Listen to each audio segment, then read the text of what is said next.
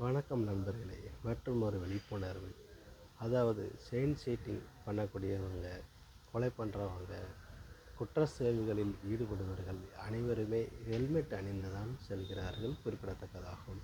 ஆகவே நல்லவர்கள் ஒரு தெருக்களில் போயோ, ஒரு வீடுகளில் பக்கத்தில் போயோ, அருகாமையில் போயோ, இவருடைய வீடு எங்கே இருக்குன்னு சொல்லி நாம் கேட்டாலும் அச்சப்படுகிறார்கள், அஞ்சுகிறார்கள், பயப்படுகிறார்கள்.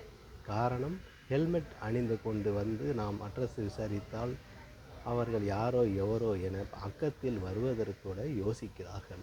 இந்த நிலைமை இன்னும் நீடித்து கொண்டுதான் இருக்கிறது. ஆகவே செயின் சீட்டிங், இந்த கொள்ளை சம்பவங்கள் அவர்கள் ஹெல்மெட் அணிந்து யூஸ்படுத்தியதால் எல்லோருக்கும் இந்த பாதிப்பு ஏற்பட்டு உள்ளதை நெல்லை மாவட்டத்திலிருந்து வாசானி போர்ட்டல் சார்பாக நான் இதை விளக்குகிறேன். நன்றி.